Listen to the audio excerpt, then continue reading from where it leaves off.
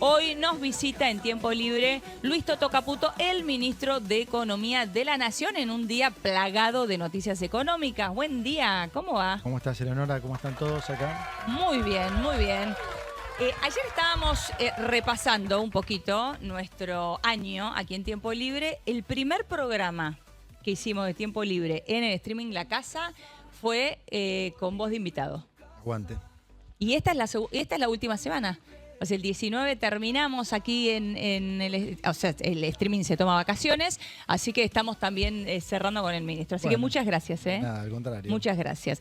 Bueno, estamos en un día realmente de muchas, pero muchas noticias económicas. Desde tempranito, yo ayer iba pensando más o menos, bueno, por dónde llevar la charla, la entrevista, pero resulta que todo fue cambiando porque me despierto y me encuentro con una novedad nueva.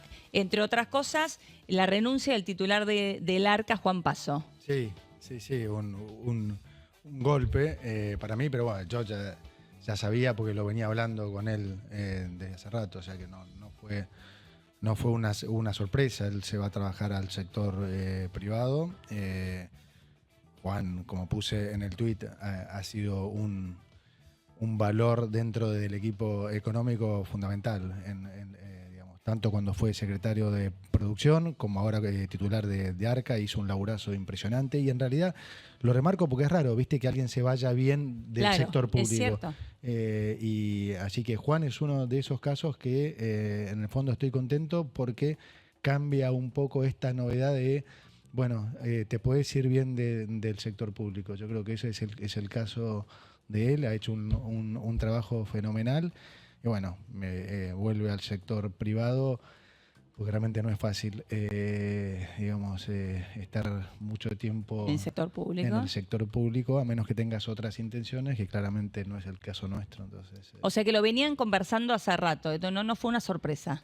No, él me venía diciendo, yo me tenía un poco más de confianza de convencerlo de que se quedara, pero no fue el caso. Pero no fue el caso. Bueno, y quien va a quedar a cargo entonces del Arca es Vázquez. Sí, Andrés Vázquez estaba como titular de la DGI, está haciendo un muy buen trabajo, conoce bien el organismo, así que nada, creo que va a ser un buen trabajo también ahí. Bien, muy bien. Bueno, esta es una de las novedades del día. Ayer también nos enteramos a través de un anuncio del Banco Central de Santiago Bausili que se vienen cambios a partir del 1 de enero en cuanto a la política monetaria. Lo llamaríamos, no sé si lo llaman en la fase 2 o si es correcto eso o no, pero lo que entendimos todos, por lo menos hasta ahora, es, bueno, cambian la forma en que se mueven las bandas del tipo de cambio, ahora se moverán al ritmo de inflación y además se inicia un programa de acumulación de reservas. Pero vamos a tratar de explicarlo lo más fácil posible, porque también hubo muchas conclusiones y confusiones, sobre todo en el día de ayer. Vale, yo voy a tratar de explicarlo lo más simple posible. Si alguno no entiende... levanta la mano. Levanta la mano, claro. Interrumpe y me dice. Porque el ministro también fue docente. ¿Seguís siendo docente yo o no? No, ya no, pero sí, fui 10 años profesor en la UCA en el posgrado de Economía y Finanzas. Bueno, vamos a recurrir a entonces esos dotes de docente. Voy a tratar de explicar la manera más simple posible. Primero, bien decís, valga la pena alguna aclaración, porque recién veía algún tuit de un colega tuyo, pero también tienen esa confusión colegas míos, colegas nuestros. Economistas. Sí, economistas. Hay como una confusión entre comprar y acumular reservas. Dice, bueno, finalmente van a comprar reservas. ¿Cómo finalmente van a comprar reservas? Este es el gobierno que más reservas compró en la historia, pero no por poco, por más del doble del que le sigue. O sea que el tema nunca fue comprar reservas. Claro, está bien. El tema fue acumularlo. Entonces explico esto. Por cada dólar que Argentina compraba y podía acumular 25 centavos de dólar. 75 centavos se iban ¿en qué? En pago de deudas. ¿Sí? Todavía hoy estamos pagando la deuda que heredamos con los importadores, los 40.000 millones de dólares de deuda que había en el Banco Central, más la deuda que hemos tenido que pagarle al sector privado por los bonos, que normalmente un país tiene refinanciamiento, es decir que cuando viene un vencimiento de deuda, toma nuevamente deuda y repaga. Eso es el mecanismo normal.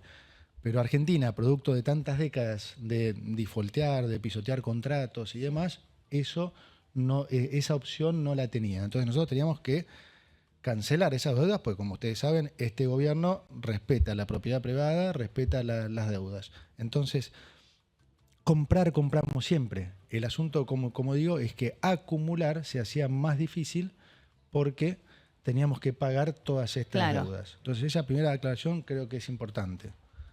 Después,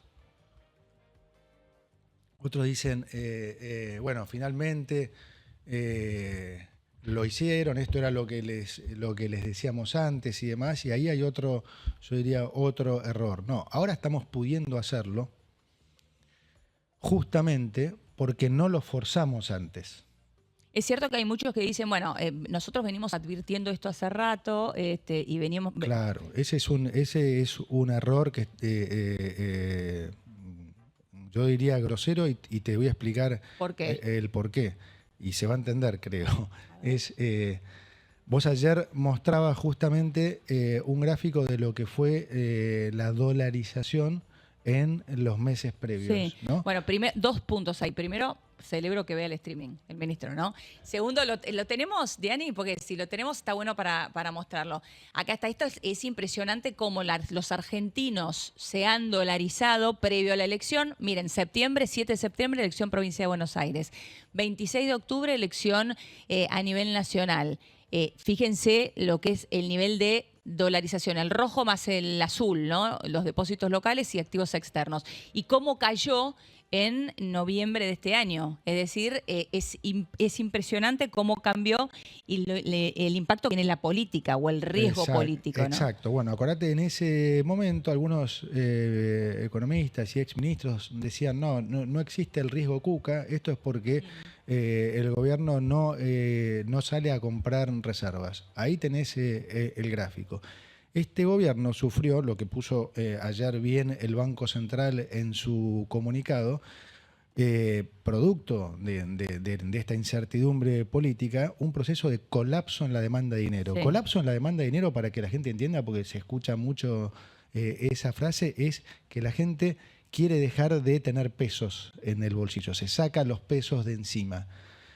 Y en general en Argentina eso deriva en ¿qué? En un refugio que se llama normalmente safe asset, que en Argentina es el dólar. Entonces tenés la combinación de un colapso en la demanda de dinero que además se traduce en una dolarización brutal sin precedentes, como fue este caso de que en realidad ahora, afilado el número, solíamos decir que era el 42% del M2, los últimos números del Banco Central.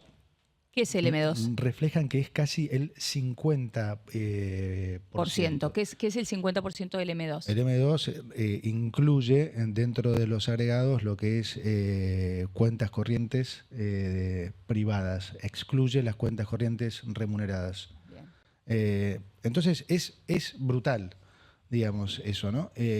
Ahora, vos imaginate, cuando el mercado se pone así, vos tenés un mercado que es como unidireccional, se llama one-sided market, o sea, es unidireccional, está todo el mundo desde el mismo lado. Sí. ¿Quién eran los únicos que estábamos del otro lado defendiendo las bandas, que era el esquema nuestro?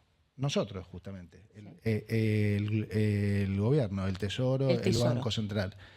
Ahora, imagínate si en ese contexto que vos viste ahí, nosotros les hacíamos caso a los economistas, salíamos de las bandas y nos poníamos del mismo lado a comprar dólares. ¿Dónde crees que hubiera ido el dólar? ¿A 2.000, 3.000 o a 1.000? A 2.000, 3.000. Obviamente. Claro. Y si el dólar hubiera ido a 2.000, 3.000, ¿qué creen ustedes? Que la tapa de los diarios, no digo de Página 12, digo de Nación, Clarín, hubiera sido, el dólar se fue a 3.000, pero hay una tranquilidad absoluta en Argentina? ¿O hubiera sido... el dólar se fue a 2.000, 3.000, tambalea la presidencia de Javier Milei? ¿Y creen que hubiéramos ganado las elecciones o las hubiéramos perdido? Las hubiéramos perdido. Por lo tanto, el riesgo país hubiera bajado o hubiera subido, claramente. Sí, ¿Qué pasó sería el escenario? Cuando perdió Macri? Voló el riesgo país, colapsó la bolsa, ¿no? Entonces, en ese escenario, es el que hubiéramos enfrentado si hubiéramos seguido el consejo ese. Por eso muy bien ayer en el comunicado del Banco Central pone, gracias al éxito del programa en contener esa, digamos, incertidumbre electoral que se generó de vuelta previo a las elecciones, es que ahora podemos implementar esto. Y de vuelta, no refiere a la compra, sino a la acumulación. Porque esto hay que combinarlo con lo que te acabo de decir. A raíz de haber ganado las elecciones como se ganó, se probó que en realidad el tema no era la acumulación de reservas, sino el riesgo Cuca. Porque lo único que pasó ese domingo fue que se ganaron las elecciones. No hubo ninguna otra noticia. Y al día siguiente, el riesgo país cayó a la mitad, cayó 650 puntos básicos. Entonces, obviamente, era el riesgo político. Y producto de que cayó el riesgo país, es que ahora, desde el Tesoro, tenemos refinanciamiento. Entonces, ¿qué quiere decir esto? Que a partir de enero, en vez de comprar dólares, el Tesoro y tener que usarlos para pagar deuda y poder retener solo 25 centavos de ese dólar que comprábamos, ahora como el Tesoro tiene refinanciamiento, el que puede comprar es el Banco Central y retener el dólar entero. Claro, y acumular dólares. Y acumular reservas. ¿Se entendió? Sí, perfecto. Sí, clarísimo. Ahora, otra de las cuestiones que marcaban muchos ayer decían, bueno, entonces a partir de esto se viene una suba del dólar, aumenta el dólar, suben los precios. No, tampoco, también es otro error. A ver, primero, el esquema de bandas se mantiene, ¿sí? El cambio es, digamos, muy menor, pero es una mejora de lo que teníamos. No quiere decir que el ritmo de Kroll, o sea, el ritmo de ajuste del techo de la banda de devaluación va a subir. No quiere decir eso. Quiere decir que va a ir acompañado con la inflación. Entonces, particularmente, este mes puede ser más alto. Sí. Ahora, si el presidente tiene razón y en 9 meses la inflación empieza con 0, entonces el ritmo de Kroll va a ser menor al que era hoy. Entonces, no es que sube, es que es variable ahora. Entonces, pero va coordinado con la inflación. Mientras el Banco Central mantenga una política monetaria contractiva, que es el sesgo en la política monetaria del Banco Central, como todos sabemos ahora, que la inflación es un fenómeno monetario, entonces el proceso de desinflación va a continuar. La convergencia de Argentina hacia la inflación internacional se va a dar. Entonces, hoy puede ser un poco más alto el Kroll, en unos meses puede ser un poco más bajo. Lo que estamos viendo, lo que vimos los últimos meses no es otra cosa que la consecuencia de la caída en la demanda de dinero. Acordate que el presidente y yo también siempre explicamos que el desequilibrio monetario se puede producir por un exceso de oferta de pesos, por una caída de la demanda de pesos o por una combinación de los ambos. Dos. Nosotros estábamos en un proceso de desinflación ya, digamos, incluso más marcado. Llegó a estar en 1,5 la inflación minorista. Después vino esa caída fuerte de la demanda de dinero. Es decir, el desequilibrio se produjo no por emisión, sino por caída de la demanda de dinero. Ahora, en esta nueva etapa de crecimiento, remonetización y acumulación de reservas, lo normal es esto que estamos diciendo, que se remonetice la economía, porque los agregados monetarios quedaron en niveles bajísimos. Entonces, en la medida que se remonetice la economía y que el Banco Central mantenga ese sesgo contractivo en su política monetaria, la inflación va a seguir convergiendo a la baja. Por lo tanto, el nivel de Kroll o de evaluación, como decís vos, del techo de la banda, probablemente termine siendo incluso más bajo de lo que era hasta hace un día. O sea que en línea con lo que explicó el presidente Milei cuando se conoció el dato de inflación de noviembre del 2,5, la explicación de la suba del dato de inflación de noviembre, ¿la ves por ese lado? No, por supuesto. O sea, no hay ni la más mínima duda. Yo creo que de acá en adelante lo que se supone que debemos esperar es que baje. Claro, por supuesto. Yo creo que el programa, le digo para que los argentinos se sientan cada vez más cómodos, más confiados, es el programa económico ha realmente probado ser el más robusto, no sé si decir de la historia, pero definitivamente de la época moderna. ¿Por qué? Porque primero lidió con la peor herencia económica de nuestra historia, esto es un dato, y estabilizó la situación sin caer en una crisis, pero sobre todo sin alterar ningún contrato, sin hacer las cosas que predecesores nuestros hicieron por situaciones mucho menores, mucho menos complicadas. Es decir, no hicimos un plan Bonex, no hicimos un default, no hicimos un corralito, no hicimos un corralón, no hicimos una especificación asimétrica, no hicimos nada de eso. O sea, fue tan robusto el programa que, a pesar de heredar una situación muchísimo peor que nadie, pudimos equilibrar la situación sin llegar a hacer esas cosas que Claro. Argentina hizo durante 70 años. El segundo test Por las fue, cuales se entiende también la dolarización de la gente. por lo cual se entiende la ¿No? dolarización de la gente y por lo cual se entiende que haya tan poca confianza Claro. en las políticas económicas de cualquier gobierno argentino. El segundo test fue ahora. O sea, padecimos uno de los mayores colapsos en la demanda de dinero y una dolarización sin precedentes. Y así todo, el programa resistió. Es decir, fue tremendamente exitoso en su implementación al principio para solucionar la peor crisis que se venía de la historia y fue tremendamente exitoso para aguantar el mayor embate dolarizador Claro. de los últimos tiempos. Entonces, eso nos da una robustez enorme para poder iniciar esta nueva etapa. Ahora, recién, ahora vuelvo a las preguntas con respecto a lo que se anunció ayer, pero recién decías, recibimos la peor herencia de la historia. ¿Qué te pasa cuando la lees a Cristina Fernández de Kirchner opinando sobre economía? Es que no la leo, te juro. No lo digo con desprecio nada. No, yo de vuelta, debo tener un algoritmo inteligente porque ni me llegan ya. Ah, no aparece directamente en tu ni me en llega tu Twitter. y no leo. Lo digo de vuelta sin faltar el respeto. No leo. No la lees. Bueno, bien, interesante.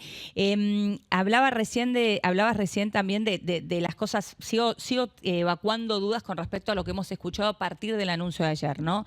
Entonces, esto no necesariamente implica un aumento del dólar, esto lo que implica es que sube el techo de la banda y más tranquilidad para acumular reservas, como nos decías recién, por ende tampoco una suba en los precios. Algunos decían, bueno, pero se viene entonces en enero una micro devaluación. No, como te digo, no es una micro devaluación, sino que ahora el ritmo de devaluación, en vez de ser fijo al 1%, es variable. Depende del último dato de inflación esperada. En el caso particular de enero va a ser más alto. Pero después, como es variable y depende de la inflación, de vuelta, en la medida que nosotros equilibremos el mercado monetario, que aumente la demanda de dinero y que el Banco Central mantenga su sesgo contractivo, la inflación inevitablemente va a terminar convergiendo a la inflación internacional. Eso quiere decir que vas a tener guarismos de inflación mensual por debajo del 1. Entonces, que hoy esté por arriba es solamente circunstancial. Bueno, antes de meternos con todo lo que los debates que se vienen en torno a el Congreso, en donde tienen una íntima relación, por supuesto, con cuestiones económicas, otra de las... no sé si ya llegó el presidente electo de Chile para reunirse con el presidente Javier Milei, pero si no llegó debe estar al aterrizar. Hoy en la mañana se escuchaba decir que tu segundo, José Luis Daza, sería el ministro de Economía de Chile. ¿Cómo se entiende? ¿Es así? A ver, espero que no, pero digamos, yo lo he hablado también con José Luis, porque con José Luis nos conocemos de hace 30 años, iniciamos nuestra carrera juntos, o sea, y trabajamos la mayor parte de la carrera juntos, así que tenemos una confianza enorme. Y sí, bueno, obviamente que el presidente electo Kast seguramente ya le ha ofrecido algo. O sea, se le ofreció. No lo sé, digamos, fehacientemente, o no me corresponde decirlo, Sí. pero yo le dije a José Luis, evidentemente, o sea, yo tengo un enorme amor por nuestros compatriotas chilenos. José Luis es top class y por encima aún, con lo cual digo, yo le dije, mirá, hacé lo que, digamos, lo que el desafío y te te provoque y lo que más quieras, digamos, el compromiso que él tiene por Argentina es enorme, porque imagínate que si no, ya, digamos, ya hubiera tomado una decisión. Pero, es decir, la posibilidad existe, él seguramente sí, lo estará evaluando. Eh, yo lo voy a apoyar cualquier cosa que haga porque, digo, es una persona extraordinaria, con un conocimiento extraordinario, una persona de bien. Ojalá se quede con nosotros porque el aporte que hace a Argentina y al equipo económico es invalorable. Ahora, bueno, si existe, si tiene la motivación de encarar una cosa así para Chile, bueno, yo lo voy a apoyar también. Todos hablan muy bien de él, es cierto. Es Hablan imposible muy bien de él. no hablar bien.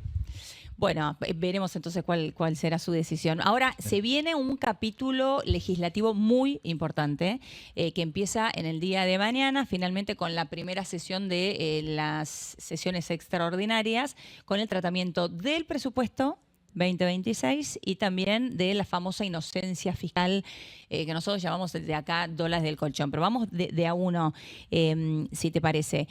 El presupuesto. ¿Cuáles son los principales escollos que vos ves con respecto a la aprobación del presupuesto 2026? Siempre recordando que hace 2 años estamos sin presupuesto en la Argentina. Mira, no estoy siguiendo digamos, el accionar político de adentro, Sí.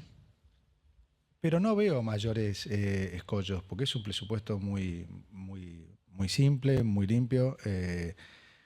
No veo ninguna razón para oponerse, honestamente. El feedback de Diego, de Patricia, de Manuel, de Martín, Menem, el feedback de los que están, digamos, en el Congreso, de Santiago, es que, digamos, está muy encaminado, así que yo no veo problema en que el presupuesto pase. Me da la sensación, por lo que hablo también con los gobernadores, que ellos están para apoyar, quieren apoyar no solo el presupuesto, sino las leyes en general. Así que yo creo que va a ser un proceso, digamos, ojalá sea más rápido de lo que todos pensamos y no pasara en diciembre estas leyes, ojalá pasaran en febrero, pero no veo ninguna animosidad hoy de muchos en el Congreso, con lo cual soy recontra optimista. Yo veo un 2026, Helio, pero espectacular desde todo punto de vista, o sea, todo. Está todo realmente alineado para que tengamos un 2026, un año como no tenemos desde hace décadas. Y eso debiera ser el comienzo de un cambio de ciclo. Entramos realmente en una nueva etapa. Como digo siempre, hay momentos en la historia en que la historia cambia y este es uno de esos momentos. Yo no tengo ni la más mínima duda, así que soy súper optimista con las leyes. Creo que además de pasar van a tener un gran impacto. Todas, Sí. en particular. Reforma laboral. Sí, reforma ahora laboral, nos metemos con eso. inocencia fiscal, todas van a tener un enorme impacto. Así que súper optimista.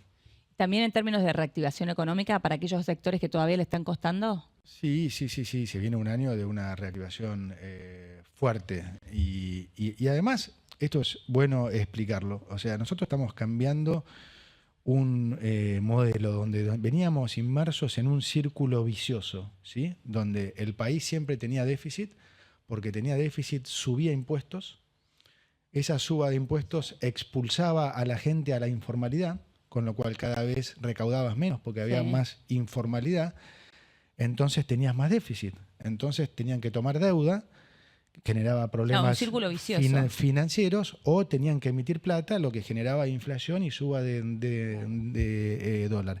Y entrabas en un círculo vicioso en el que cada vez estábamos peor, al punto que de vuelta heredamos la peor situación económica de la historia. Ahora nosotros estamos en un esquema exactamente inverso. Hicimos lo que nadie creía que se podía hacer, ni los argentinos ni el mundo, que era equilibrar las cuentas fiscales, reducir esos 15 puntos de déficit consolidado entre el Tesoro y el Banco Central, impensado en el mundo, pero se pudo hacer. Es decir, ya hicimos la parte más difícil. Entonces, a partir de eso, se empezó a acomodar todo. Y entonces, hoy estamos en una situación en la que, te digo cómo lo veo yo, nosotros necesitamos seguir recaudando más para poder seguir bajando impuestos. Ese es el objetivo nuestro. Ahora, como la mayor parte del ajuste fiscal ya lo hemos hecho, la forma de recaudar ahora es al revés de lo que venía pasando antes, que es logrando una mayor formalización. O sea, ampliando la torta. Ampliando la base, es decir, si hay más gente que paga impuestos, entonces nosotros recaudamos más. Y el que paga va a pagar menos, se supone. Ahora vamos a eso. Sí. Y creciendo. Esas son las dos cosas. O sea, nosotros no pretendemos recaudar más subiendo impuestos, como hacía el kirchnerismo, sino todo lo contrario. Nosotros queremos recaudar más para bajarlos más. Sí. Ya bajamos, acordate, más de 2,5 puntos. Entonces, lo que nosotros intentamos hacer desde Economía con la ley laboral es fomentar la formalización. Entonces, si tenemos éxito en fomentar la formalización, como además vamos a crecer, para que la gente también entienda, crecer en la jerga nuestra, que la economía crezca es el equivalente a que en sus empresas les empiece a ir mejor, empiecen a tener mayores ganancias. Si la economía crece, el país recauda más. Entonces, si recaudamos más por crecimiento y recaudamos más por formalización y mantenemos el gasto constante, entonces tenemos un mayor superávit. Y ese mayor superávit, ¿qué hace la Libertad Avanza? En vez de gastarlo, en vez de malgastarlo, como se hizo normalmente en Argentina, nosotros lo devolvemos en baja de impuestos al sector privado. Al devolverlo en baja de impuestos al sector privado, el sector privado pasa a ser más competitivo. Y entonces entras en un círculo virtuoso, porque sos más competitivo, entonces hay más inversión. Si hay más inversión, hay más empleo formal. Entonces crece aún más la formalidad y al haber más inversión crece más la economía. Entonces seguimos recaudando más, seguimos bajando impuestos y entramos en un círculo virtuoso. Ahora, acá voy con para que todo esto suceda, los tiempos, ¿no? Porque si bien hay una disparidad hoy en la economía argentina o en la reactivación económica argentina, hay algunos sectores que realmente están volando y hay otros tantos que les está costando mucho. Puede ser el consumo, puede ser la industria también, ¿no? Que están muy preocupados con el tema importaciones, China, etcétera. ¿Qué pasa con los tiempos y con aquellos que todavía les está costando? Bueno, buenísima pregunta, un par de aclaraciones ahí, porque muchos a veces me hablan de macro y micro y demás, sin entender que la macro es la sumatoria de la micro. Entonces, por definición, si te está yendo bien en la macro, si la macro crece, en su conjunto al país le está yendo bien. Ahora, escucharon hablar en algún momento de distorsión de precios relativos, ¿no? Sí. O sea, había precios que estaban muy rezagados, como las tarifas y demás, y otros que te cobraban precios por las nubes. De la misma manera que había precios, hay que recomponer precios relativos, también hay una recomposición de industrias relativas. Es decir, había industrias que por ahí tenían negocios que no son compatibles con la compatibilidad, eran más negocios de coyuntura, producto de la situación económica anterior. Ejemplo, si vos querías, el que salió de Whirlpool, claro, si a vos te dejaban importar pagando un 10%, te dejaban traer digamos, los productos, mercadería a un 30% de lo que era el valor del dólar real. Y vos podías venderlo al dólar real o más alto. ¿Por qué? Porque el empresario, ¿qué hacía en ese momento? Esto lo voy a explicar bien porque creo que es importante que entendamos esto. El empresario en ese momento vivía esa incertidumbre. Entonces, no sabía si iba a poder volver a importar, no sabía cuándo le iban a entregar la mercadería, no sabía cuál era su costo de reposición. Ahora yo le pregunto a la gente, ¿ustedes creen que el empresario asume ese costo o se lo traslada al consumidor? No, claro, lo traslada. Se lo traslada al consumidor. Entonces, ¿y por qué el consumidor lo validaba? Porque colapsaba la demanda de dinero. Claro. Es decir, nadie quería tener pesos. Entonces, vos ibas y comprabas igual porque no sabías ni lo que valían las cosas. No, y te quemaban los pesos. Y si ibas al día siguiente, lo único que sabías era que iba a ser más caro. Entonces, claro, a muchos empresarios en ese momento seguramente ganaron mucha plata y les pareció que tenían un buen negocio, porque claro, les permitían comprar dólares a 300 más una comisión cuando el dólar valía 1.000. Y después le podían recargar todo al consumidor, o sea, podían poner todo en precios y ustedes todos lo comprábamos porque sabías que si ibas al día siguiente valía más. Sí. Entonces, ese modelo es fatal para la gente. Nosotros vinimos a revertir eso, es decir, a gobernar para la gente, para los argentinos.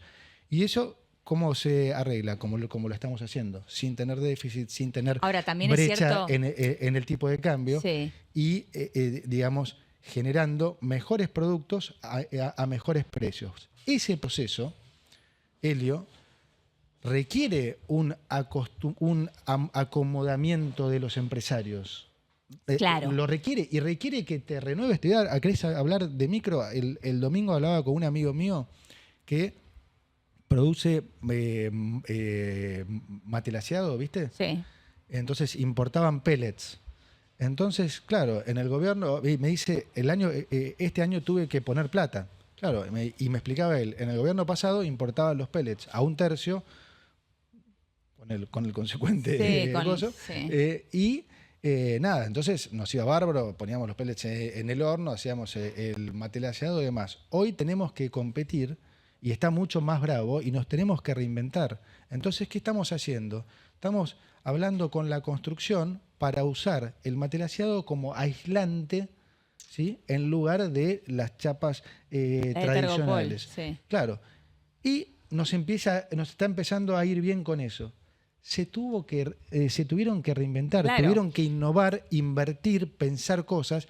Eso es lo que los argentinos hacen bien, pero si vos das los incentivos incorrectos, y todos van a seguir haciendo lo otro, porque si yo puedo comprar a 300 y vender a 1.000, o los bancos, si pueden tomar depósitos y prestárselos al Banco Central o al Tesoro y ganar plata, ¿y para qué voy a tener un departamento de crédito? ¿Para qué voy a dar créditos hipotecarios? Entonces, todo esto viene a un cambio de mentalidad del empresariado. Y muchos lo están haciendo, lo entienden, están dispuestos a invertir, están dispuestos a competir, y otros se han acostumbrado a 20 años de tenerla fácil. Y bueno, es cierto, pero también es cierto que hay otros que dicen, bueno, pero para eso, para reinventarme, necesito tiempo.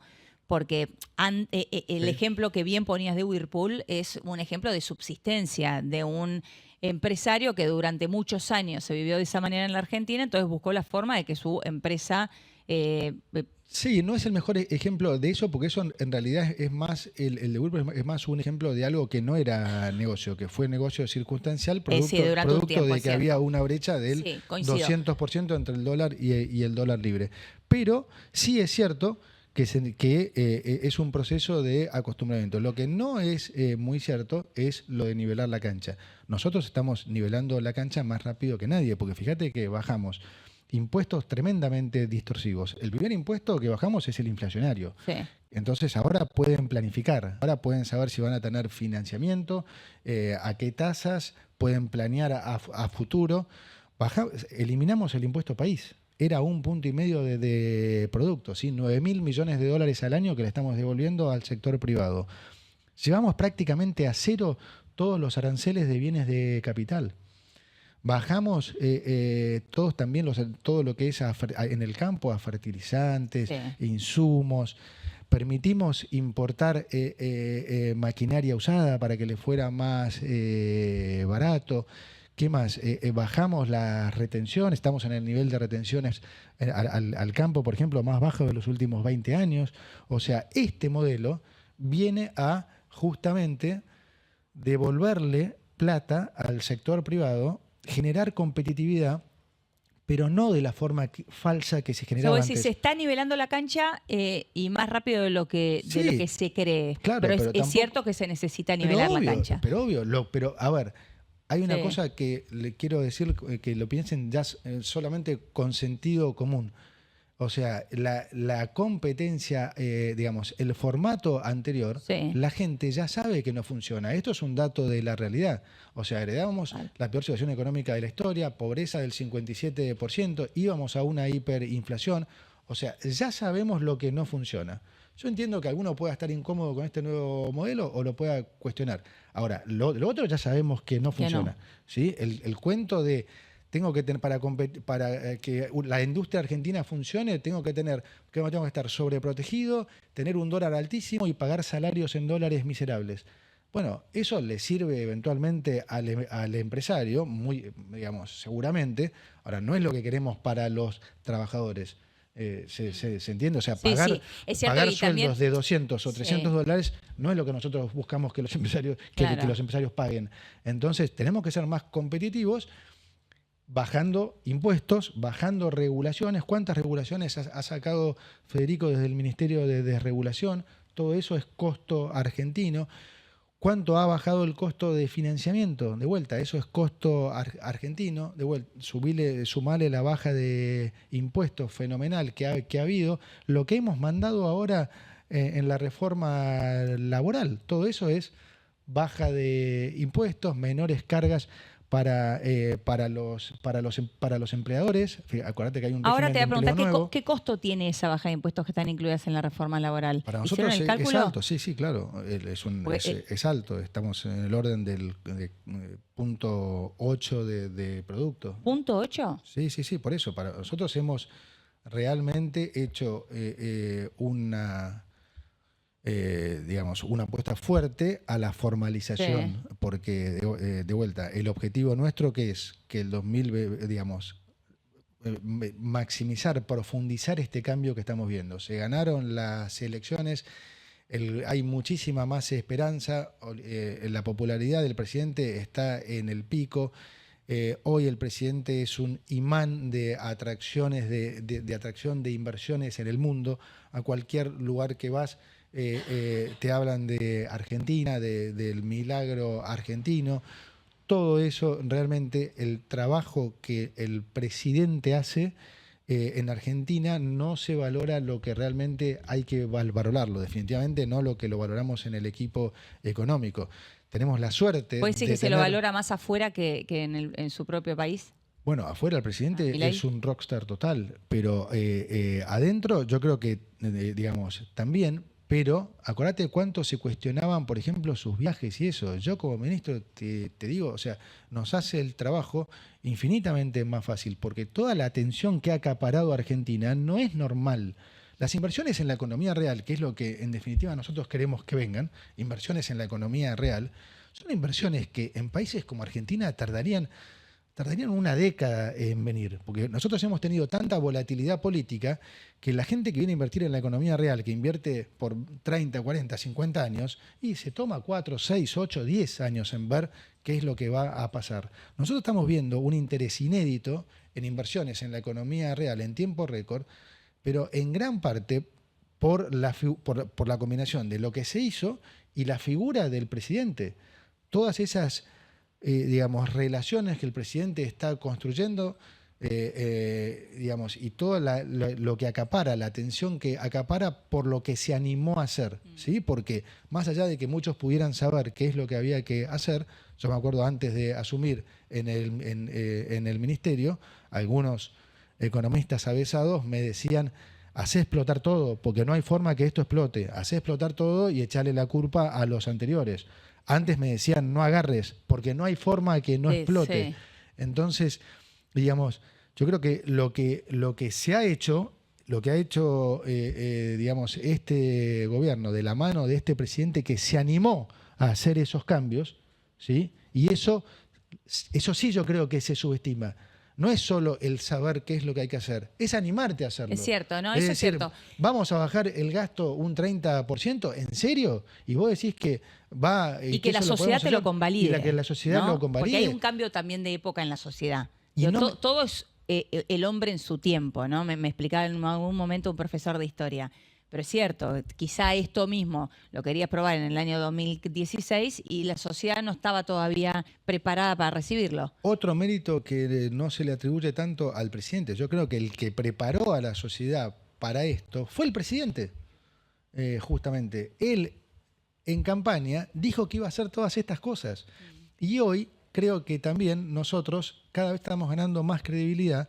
Primero porque siempre decimos la verdad, pero segundo porque estamos haciendo lo que dijimos y está funcionando. Entonces todo eso es muy importante y cuesta muchísimo, como policymaker, como hacedor de política económica, lo que más cuesta es reganar esa credibilidad que Argentina perdió.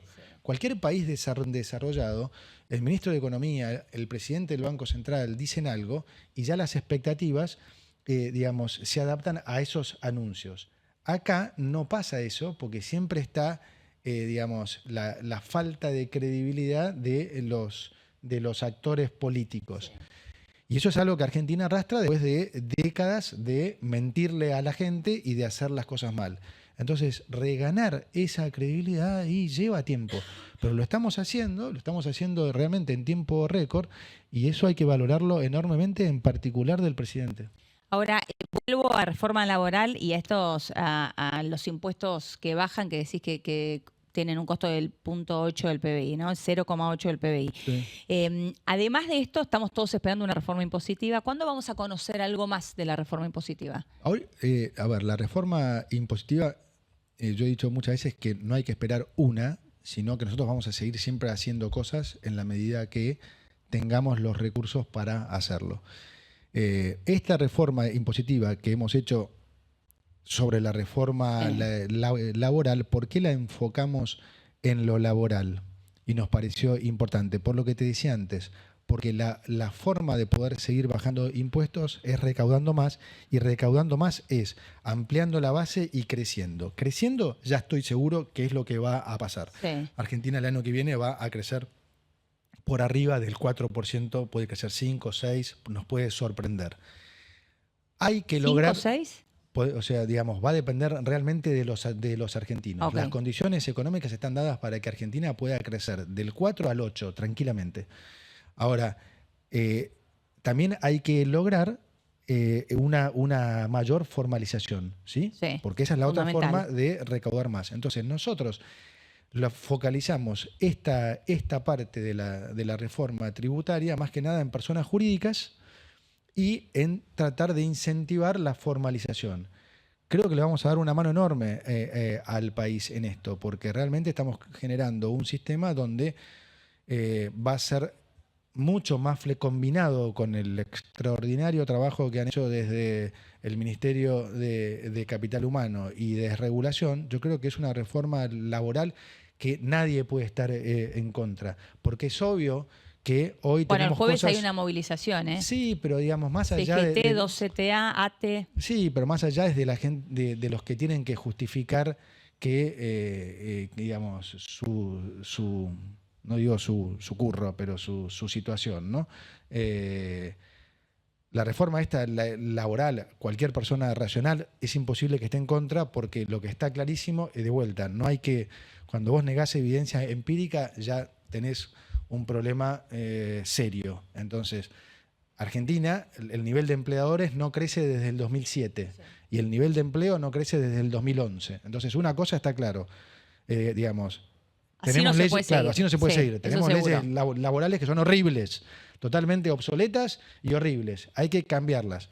Le entiendo a alguno que pueda haber alguna cosita de la reforma laboral que pueda no gustarle o puede tener alguna idea que pueda ser mejor, bienvenida sea. Ahora, el core de lo que mandamos, el corazón de lo que mandamos es una reforma extraordinaria y realmente nadie con sentido común y que quiera que al país le vaya bien puede estar en contra.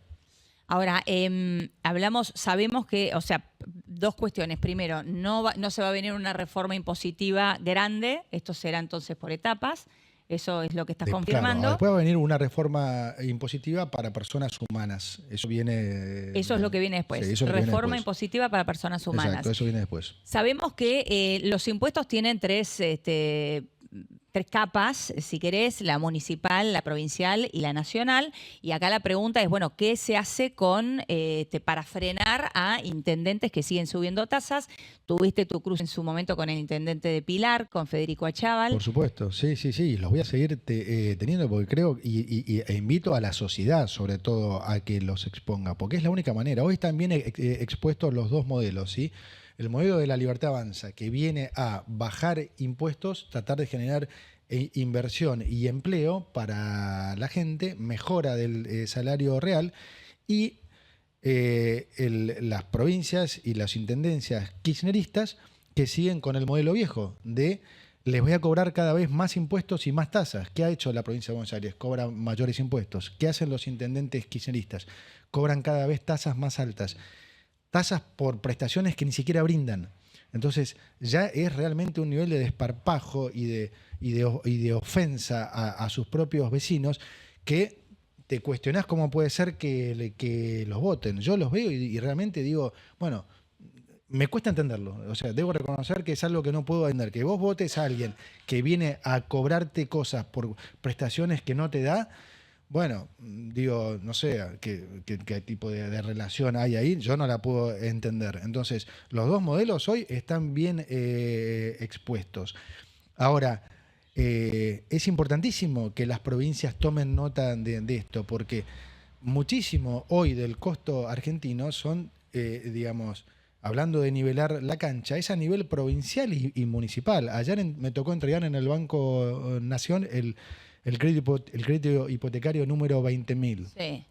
que lo tomaba una familia de La Matanza. Claro, cuando veo, digamos, una de las cosas que comentamos ahí con el presidente del Banco Nación y el grupo fue que es increíble que le cobren 9 puntos de ingresos brutos sobre el monto El adeudado. crédito que está Claro, recibiendo son esa directamente persona. 9 puntos más. 9% de ingresos Claro, brutos. entonces decís, ¿cómo puede ser que Sí. digamos, algo que tiene que desarrollarse, que es fundamental? Te hablan de justicia social. ¿Qué más justicia social que una persona, que una familia trabajadora no tenga que esperar y ahorrar 40, 50 años para poder comprarse su vivienda, que se pueda comprar su casa simplemente porque tiene trabajo? O sea, el crédito hipotecario es lo que más tenemos que fomentar, porque además el crédito hipotecario es lo que moviliza el país, porque cuando los jóvenes o los grandes se compran su casa, se tienen que comprar una mesita, se tienen que comprar 2 platos, Sí, una cama, heladera, un colchón, una cama. sí, ponerle esa casa. Todo eso motoriza la economía, ¿entendés? Entonces decís, ¿cómo puede ser que querramos recargarle? Además, si vos me dijeras, hay N billones de créditos hipotecarios, entonces o sea, no, o sea, lo estás cobrando encima sobre una base bajísima, con lo cual lo único que estás haciendo es tratando de recaudar, lo que hace siempre el kirchnerismo, tratando de recaudar 2 pesos a costa de matar el crecimiento económico.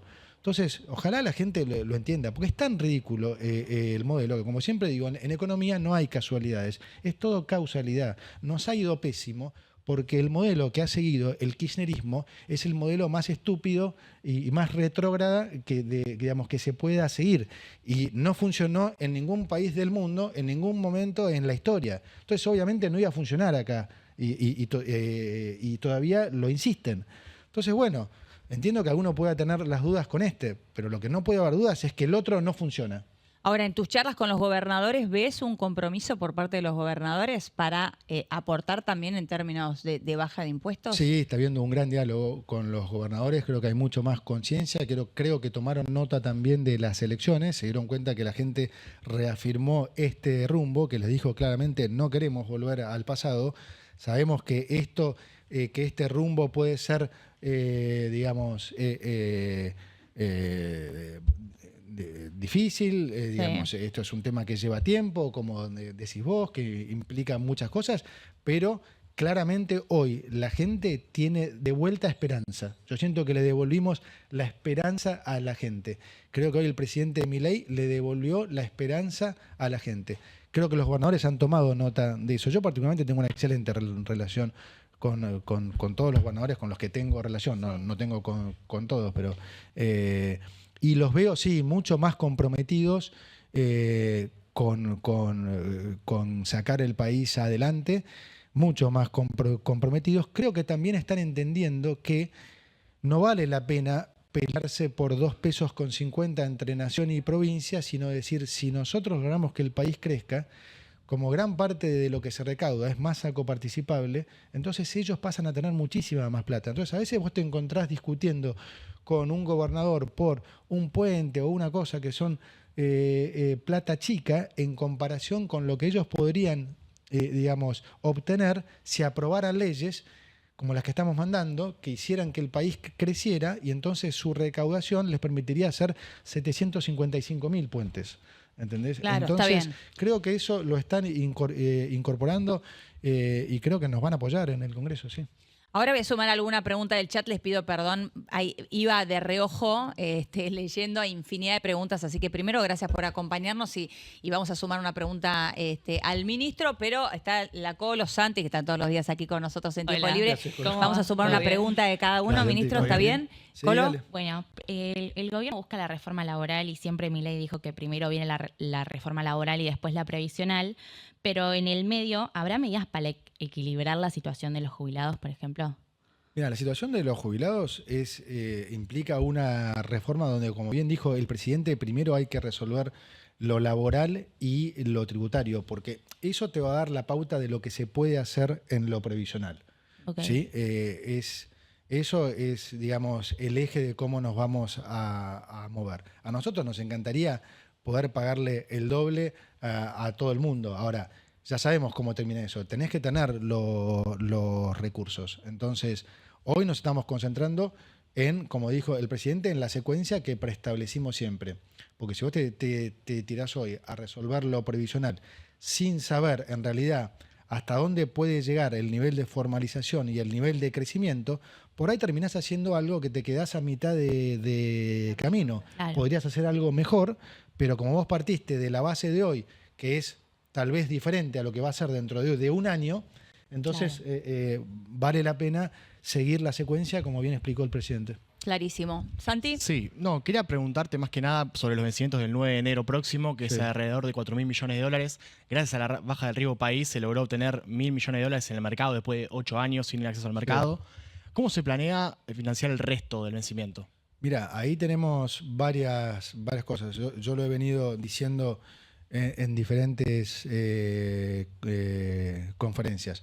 Antes de las elecciones, es decir, antes de la casi eliminación del riesgo Cuca, de esto estábamos hablando con Estados Unidos e incluso con otros dos países. Post elecciones, con el colapso del riesgo país, dijimos, es mucho mejor señal para los mercados y para la gente que nosotros podamos resolver esto por nosotros mismos. Y estamos en ese camino. Entonces las fuentes son varias. Por un lado, el Tesoro ha venido comprando dólares. Entonces, tenemos un buen, casi 1.000 millones de dólares, 890 de dólares que hemos venido comprando. También tenemos otros casi 1.000 millones de lo que fue la colocación de bonos, que lo que buscamos con esa colocación fue exactamente eso, 1.000 millones de dólares, como yo había antes, de la colocación, para en realidad ver cuánto había de diferencial de spread, esto es medio técnico, perdón, entre lo que es un bono convencional y lo que son los bonos que Argentina tiene en el mercado. Los bonos que Argentina tiene en el mercado son los bonos reestructurados por Guzmán, que no son convencionales. Y cuando vos no tenés un bono que es convencional, entonces digamos que cotiza a un precio más bajo, es decir, a una tasa interna de retorno más alta, simplemente porque no es un bono, digamos, del prototipo del bono que se adquiere en el mercado. Faltaba un parámetro, entonces, en cierta forma. Entonces queríamos ver realmente si sacábamos un bono más convencional, cuánto había de diferencial con respecto a esos bonos. Y salió 100 puntos básicos por debajo de esos bonos. Esto traducido quiere decir que si nosotros pudiéramos, por ejemplo, reemplazar los bonos viejos por bonos convencionales, el riesgo país que hoy está en 590 podría estar en 490, digamos, sin tener que cambiar nada, simplemente porque cambiaste la estructura de los bonos. Entonces, por otro lado, contestando entonces, tenemos los 1.000 millones de eso. Tenemos casi 7.000 millones de dólares que nos ofrecieron los bancos en Ripo. Tenemos también la posibilidad tenemos los dos swaps, o sea que eventualmente también podemos obtener los dólares por ese lado. Es decir que hoy por hoy no es un problema el vencimiento del 9 de enero. Incluso hasta podría haber refinanciamiento el 9 de enero mismo. Ahora, nuestra idea, en particular la mía, debo decir, es ir, eliminando la dependencia argentina de Wall Street, ir pagándole cada vez más a Wall Street. Hoy, la realidad, yo lo que veo es que vos pensás, Argentina tiene 25 puntos de deuda con el mercado, 25 puntos de deuda sobre producto, de los cuales 13 son en pesos, 12 son en dólares. A precios de mercado están más o menos en 10. Y si de esos 10 puntos decimos, bueno, ¿cuánto tiene Wall Street? No llega a 4 o 5 puntos. Claro. Entonces, lo que yo creo que Argentina necesita como país es también ser un país más normal en esto. Ningún país depende tanto de Wall Street. Vos fijate, cuando se abre una ventanita, ya van todas las provincias, las empresas, todo es Wall Street. ¿Por qué? Porque no hay un mercado de capitales desarrollado acá. Otra de las genialidades que fue destruir el mercado de capitales, nos pasamos 70 años combatiendo el capital y fustigando y el crédito, bueno, fue combatirse el capital, se va a otros lados porque el capital en otros lados no solo no lo combaten, sino que lo seducen. Demonizás el crédito, tampoco tenés crédito. Te llevas las AFJP, no hay mercado de capitales. Nosotros buscamos recomponer el mercado de capitales. De hecho, como parte de la reforma laboral, este fondo de asistencia laboral va a alimentar un nuevo mercado de capitales. Son 4.000 millones de dólares por año que van a alimentar el mercado de capitales. Famoso FAL. Sí, después está la ley de presunción de inocencia fiscal y demás. Todo eso va a hacer que el mercado de capitales argentino empiece a desarrollarse. Si me preguntás a mí, el ideal como país es que nosotros, las empresas y la gente, empiece a tener crédito de los argentinos mismos. Y si lo pensás, también es algo que debiera ser lógico y es ganador para todos. Fíjate lo que no solo ha sido el costo económico del kirchnerismo, sino el costo psicológico. Hoy la gente tiene los dólares en su casa, a riesgo de que les entren, los roben y demás. Cuando podrían tenerlos en el banco ganando intereses y el banco teniendo dólares para poder prestarle a la gente, por ejemplo, para que los jóvenes o cualquiera pueda tener crédito hipotecario y pueda comprar. Y te aseguro que nadie quiere tenerlo abajo del colchón. Y por eso te digo, ganan todos. Sin embargo, hoy todavía hay gente que tiene miedo de... No, porque vos puedo llevar los dólares al banco. ¿Eso qué es? No, porque hace 25 años me los confiscaron. Entonces, fíjate el daño que vos hacés cuando... Porque si ellos no lo vieron por sus padres. Y es así, y en ese sentido, ¿hay una posibilidad de que se dé securitización de créditos para impulsar el mercado de capitales? Y claro, todo eso es lo que tiene que pasar, es lo que pasa en países normales y es lo que no tenemos en Argentina. Y por eso se genera esa dependencia con Wall Street. Entonces, si vos me preguntás, mi idea es realmente esa, es siempre seguir pagándoles. La verdad, eliminar esa dependencia con Wall Street y que cada vez se desarrolle más el mercado de capitales en Argentina y que la gente entienda que esa es la forma de generar, valor y de ayudar a que el país crezca. Hoy está en manos de los argentinos que el país crezca. Hicimos lo más difícil, que era lo que nadie se animó a hacer por 110 años. Eso se hizo.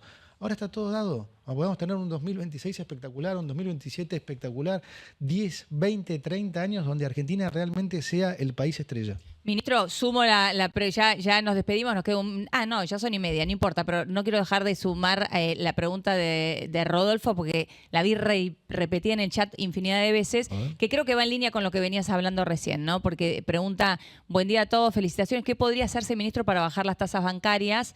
Creo que viene en línea con esto que estabas hablando, ¿no? Sí, las tasas, nosotros de nuestro lado, bajar la inflación, ¿no? Entonces, nosotros bajando, como se dice en términos técnicos, la nominalidad, eso ya pone tasas más bajas, ¿no? Ahora bien, es parte también de la costumbre, del ejercicio de los bancos. En la medida que los bancos puedan captar más depósitos, ya sea en pesos o en dólares, como banco, ¿qué empezás a hacer? Y empieza a tener la presión de decir, tengo que poner un departamento de crédito. Fíjate el cambio. Antes agarraban la plata de la Colo, gracias Colo, se la daban a Bausili o a mí, al Tesoro, se terminaba, o al que fuera presidente de Banco Central o ministro de Economía de turno. Y se acababa ahí.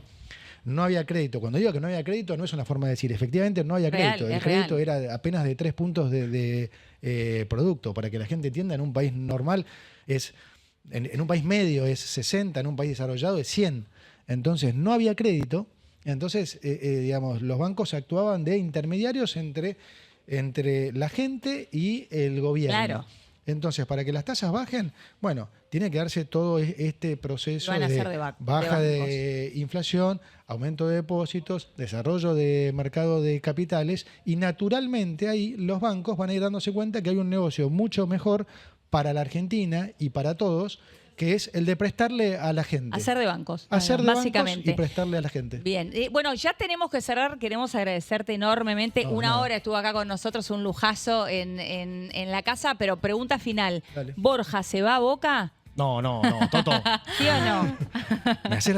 Esa es la más difícil. La más difícil de todas, ¿no? Porque- No, que Es Toto de muy- River. es No muy pongan de esa música de Toto de River es como muy yo. Es muy de River el ministro, por eso la pregunta final. No, quiero que nos vayamos bien, Gracias, No, Toto, gracias muchas a ustedes, gracias. muchas gracias a Gracias todos. por la Gracias. visita. Lo Gracias, recibimos, chicos. te damos un fuerte aplauso.